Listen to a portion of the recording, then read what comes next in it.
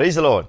ஆண்டவரும் இரட்சகருமாய் இருக்கிற இயேசு கிறிஸ்துவின் நாமத்தினாலே தினம் ஒரு தீர்க்க தரிசனம் என்கிற தேவனுடைய வார்த்தைக்கு உங்களை வரவேற்கிறோம். தீர்க்க தரிசனம் என்பது தேவ ஆவியால் அருளப்பட்ட தேவனுடைய வாக்குத்தத்தமான வார்த்தை மாத்திரமே. இந்த நாளுக்குரிய தீர்க்க தரிசனமான வார்த்தைகளை வாசித்து நாம் ஜெபிக்கலாம். எரேமியா 32வது அதிகாரம் 41வது வசனத்தை நான் வாசிக்கிறேன். அவர்களுக்கு நன்மை செய்யும்படி அவர்கள் மேல் சந்தோஷமாய் இருந்து என் முழு இருதயத்தோடும் என் முழு ஆத்துமாவோடும் அவர்களை இந்த தேசத்தில் நிச்சயமாய் நாட்டுவேன். கர்த்தர் இந்த வார்த்தைகளை நமக்கு ஆசீர்வதித்து தருவாராக. இந்த நாளுக்கு தேவன் கொடுக்கிற தீர்க்க தரிசனமான வார்த்தை, அவர்கள் மேல் சந்தோஷமாய் இருந்து நிச்சயமாய் நாட்டுவேன் என்று ஆண்டவர் வாக்குத்தத்தம் பண்ணுகிறார். இந்த சத்தத்தை கேட்கிற உங்கள் ஒவ்வொருவருக்கும் இந்த வார்த்தையை ஆண்டவர் இன்றைக்கு தீர்க்க தரிசனமாய் சொல்லுகிறார். நான் உங்கள் மேல் சந்தோஷமாய் இருந்து உங்களை ஆசீர்வதிக்க போகிறேன். ஸ்தோத்திரம். நான் உங்களை சந்தோஷமாய் இருந்து இந்த தேசத்தில் நான் நாட்டுவேன். என் முழு மனசிலிருந்து சொல்றேன், என் முழு ஆத்மாவிலிருந்து சொல்றேன், என் முழு மனதின் சந்தோஷத்தோடு நான் சொல்லுகிறேன், நான் இந்த தேசத்துல உங்களை நிச்சயம் நாட்டுவேன் என்று ஆண்டவர் வாக்குத்தத்தம் பண்ணுகிறார். எத்தனை பேர் இந்த வார்த்தையை பெற்றுக்கொள்வதற்கு ரெடியாக இருக்கிறீர்கள்? எந்த இடத்தில் நீங்களும் நானும் தூக்கி எறியப்பட்டோமோ, எந்த இடத்தில் நம்மை பிடுங்கி போடலாம் என்று சத்துரு நினைத்தானோ, எந்த இடத்தில் நம்மையும் நம்முடைய குடும்பத்தையும் நம்முடைய கையின் பிரயாசங்களையும் நம்முடைய ஊழியத்தையும் சபையையும் இந்த இடத்தில் இருக்கக்கூடாது, இந்த இடத்தில் வளரக்கூடாது என்று எத்தனை மனுஷீக வல்லமைகள், எத்தனை சத்துருவின் போராட்டங்கள் அந்த இடத்திலிருந்து நம்மை பிடுங்கி போடலாம் என்று பல திட்டங்கள் செய்திருக்கலாம். ஒருவேளை அவன் பிடுங்கி கூட போட்டிருக்கலாம். ஆனால் இன்றைக்கு ஆண்டவர் நமக்கு வாக்குத்தத்தமாய் கொடுக்கிற தீர்க்க தரிசனமான வார்த்தை, நீ பிடுங்கப்பட்ட அதே தேசத்தில் நான் சந்தோஷமா என் முழு மனசிலிருந்து நான் சொல்றேன், நான் உன்னை நிச்சயம் மறுபடியும் நாட்டுவேன் என்று கர்த்தர் வாக்குத்தத்தம் பண்ணுகிறார். இந்த சத்தத்தை கேட்கிற நீங்கள் யாராயிருந்தாலும் சரி, நீங்கள் எந்த இடத்தில் பிடுங்கப்பட்டீர்கள் என்று எனக்கு தெரியாது, யார் உங்களை பிடுங்கி தூக்கி போட்டார்கள் என்று எனக்கு தெரியாது. ஆனால் அப்பா உங்களுக்குத்தான் இந்த வார்த்தையை தீர்க்க தரிசனமாய் சொல்லுகிறார். நீங்கள் பிடுங்கப்பட்ட இடத்தில் நிச்சயமாய் நாட்டப்படுவீர்கள் என்று கர்த்தர் வாக்குத்தத்தம் பண்ணுகிறார். சகோதரியே, சகோதரனே, உன் குடும்பத்தில் இருந்து நீ பிடுங்கப்பட்டாயா? நீ செய்கிற வேலையிலிருந்து நீ பிடுங்கப்பட்டாயா? உன்னுடைய பிசினஸ், உன்னுடைய தொழில் காரியத்திலிருந்து உன்னை மற்றவர்கள் பிடுங்கி தூக்கி போட்டு விட்டார்களா? Price God. ஒருவேளை உன்னுடைய வாழ்க்கையில அநேக இன்னல்களையும் ஏமாற்றங்களையும் அனுபவித்து பிடுங்கப்பட்ட நிலைமையில் இருக்கிறாயா?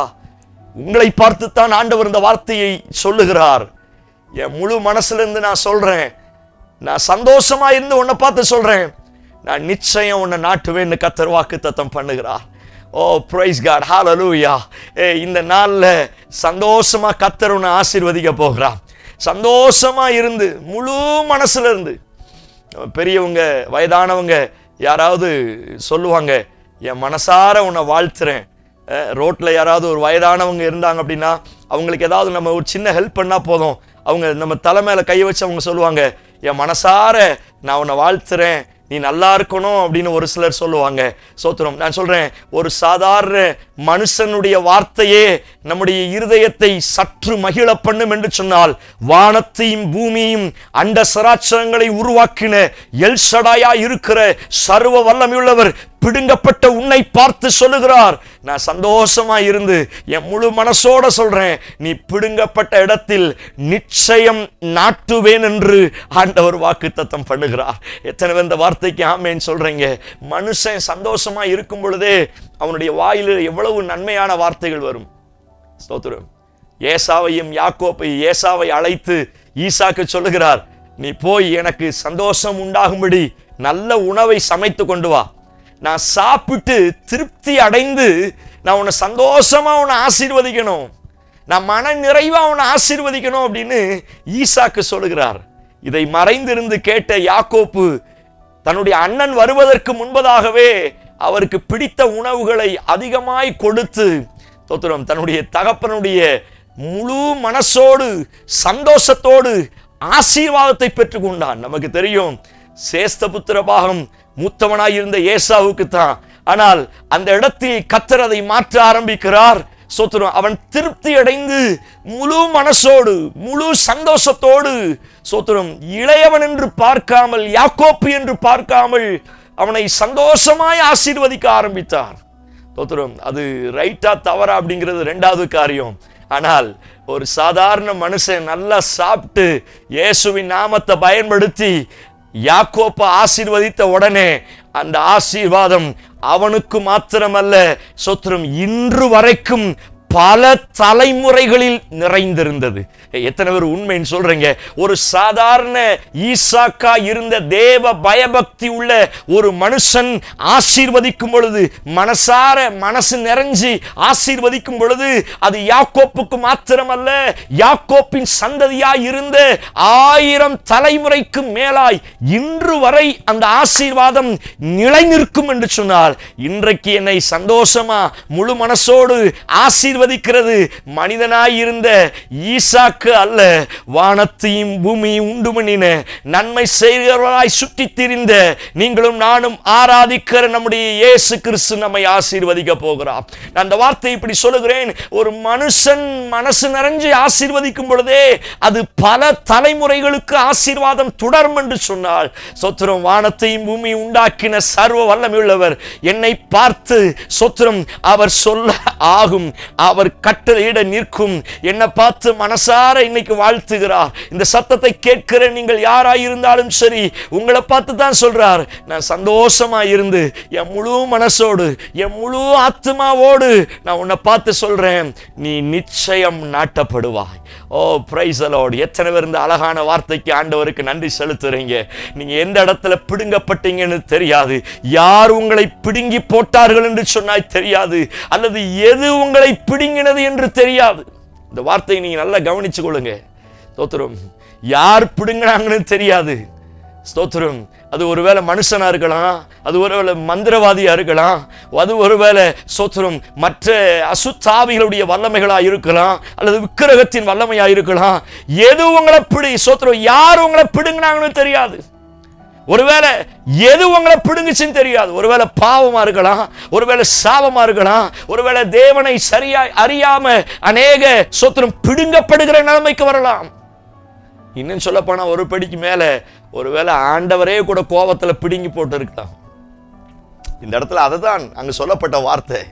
ஒரு காலத்துல நான் உன்னை பிடுங்கி போட்டேன், ஏன்னா நீ அவ்வளவு தவறு பண்ண. ஆனா நான் பிடுங்கி போட்ட அதே தேசத்துல நான் உன்னை நிச்சயமா நாட்டுவேன். இந்த சத்தத்தை கேட்கிற சகோதரனே சகோதரியே, நீங்கள் யாரால் எதுவால் பிடுங்கப்பட்டீர்கள் என்ற காரியம் முக்கியம் கிடையாது. ஆனால் நீங்கள் யாரால எதினால எந்த இடத்தில் பிடுங்கப்பட்டீர்களோ அதே இடத்துல நான் மறுபடியும் நிச்சயம் உங்களை நாட்டுவேன் என்று ஆண்டவர் உங்களை பார்த்து சொல்லுகிறார். ஓ பிரைஸ் காட், ஹல்லேலூயா. இந்த சத்தத்தை கேட்கிற நீங்கள் நாட்டப்பட போகிறீர்கள். உங்க குடும்பத்தை இந்த இடத்தை விட்டு துரத்தணும்னு நினைச்சாங்கல்ல, இவங்க குடும்பமா அழிஞ்சு போகணும்னு நினைச்சாங்கல்ல, இவங்களுடைய தொழில் ஒன்னும் இல்லாம போகணும்னு நினைச்சாங்கல்ல, சோத்திரம் ஒரு சில இடங்களை சொல்லுவாங்க அவங்க வேரோடு அழிஞ்சிருவாங்க, அவங்க வேறு முதற்கொண்டு அழிந்து போ. நான் சொல்றேன், எத்தனை பேர் எனக்கு விரோதமா சாபமான வார்த்தைகள் பேசி என்னை பிடுங்கி போட்டிருக்கலாம், அல்லது என்னை பிடுங்குவதற்கு ட்ரை பண்ணியிருக்கலாம். ஆனால் இன்றைக்கு சர்வ வல்லமை உள்ள கர்த்தர் என்னை பார்த்து தீர்க்கதரிசனமாய் சொல்லுகிற வார்த்தை, நான் நிச்சயமாய் உங்களை நாட்டுவேன். பிரைஸ் காட், ஹல்லேலூயா. ஓ எத்தனை அழகான வார்த்தை. Praise God. இந்த சத்தத்தை கேட்கிற சகோதரனே சகோதரியே, உன்னை பார்த்து தான் அந்த வசனத்தை சொல்கிறார். தயவு செய்து அந்த வசனத்தை படிங்க. மறுபடியும் அந்த எரேமியாவில் சொல்லப்பட்ட அந்த தீர்க்கதரிசனமான வார்த்தைகளை மறுபடியும் சோத்திரம் மனப்பாடமா சொல்லி நீங்க கன்ஃபஸ் பண்ண ஆரம்பிங்க. அழகான வார்த்தை. தோத்திரம், நான் சந்தோஷமா சொல்றேன், என் முழு மனசோட என் முழு ஆத்மாவோட சொல்றேன், நீ திரும்பவும் நிச்சயமாய் நாட்டப்படுவாய். இந்த வார்த்தை இன்றைக்கு உங்களுக்கு நேரே வருகிறது. கர்த்தர் உங்களை நாட்டுவாராக. கண்களை மூடி நம்பிக்கையோடு என்னோடு சேர்ந்து ஜெபிக்க ஆரம்பியுங்கள். Praise God, hallelujah. எங்களை நேசிக்கிற எங்கள் அன்பின் பரலோக பிதாவே, கர்த்தர் கொடுத்த நல்ல தீர்க்க தரிசனமான வார்த்தைக்காய் ஸ்தோத்திரம். நான் சந்தோஷமா இருந்து முழு மனசோடு முழு ஆத்மாவோடு அவர்களை நிச்சயம் நாட்டுவேன் என்று சொன்னீரே. எந்த இடத்தில் பிடுங்கப்பட்டார்களோ, யாரால் பிடுங்கப்பட்டார்களோ, அதே இடங்களில் கர்த்தர் இந்த நாட்களில் உம்முடைய பிள்ளைகளை, குடும்பத்தை, எஸ் லார்ட், அவர்கள் யாருக்காய் ஜெபித்துக் கொண்டிருக்கிறார்களோ அவர்களை கர்த்தர் நீர் மறுபடியும் நாட்டப் போகிறபடியினால் உமக்கு ஸ்தோத்திரம். அவருடைய ஊழியங்கள், அவருடைய தரிசனங்கள், அவருடைய ஆவிக்குரிய வாழ்க்கைகள் எந்த இடத்தில் பிடுங்கப்பட்டார்களோ அதே இடத்தில் திரும்பவும் பரிசுத்த ஆவியானவர் அவர்களை நீர் நாட்டப் போகிறபடியினால் உமக்கு ஸ்தோத்திரம். அந்த நிச்சயமான ஆசீர்வாதத்தை என் ஜனங்கள் நிறைவாய் அனுபவிக்க கர்த்தர் உதவி செய்வீர் என்று நம்புகிறோம். இயேசு கிறிஸ்து மூலம் ஜெபிக்கிறோம். ஜெபம் கேளும் நல்ல பிதாவே. ஆமென், ஆமென். Praise the lord. நம்பிக்கையோடு இந்த நாளை துவங்குங்கள். மனசார சந்தோஷத்தோடு நிச்சயமா உங்களை ஆசீர்வதிப்பேன்னு சொன்ன கர்த்தர் உங்க கூடவே இருக்கிறார். தைரியமா இருங்க. இந்த செய்தி உங்களுக்கு ஆசீர்வாதமா இருக்கும் என்று சொன்னால் தயவு செய்து உங்களால் முடிந்தவர்களுக்கு நீங்க ஷேர் பண்ணுங்க. சோத்திரம், அநேகருடைய சோத்திரம் வாழ்க்கையை திரும்ப நாட்டுகிற ஆண்டவருடைய சத்தம் அவர்களையும் பலப்படுத்துவதாக. ஆமென். Praise the lord. God bless you.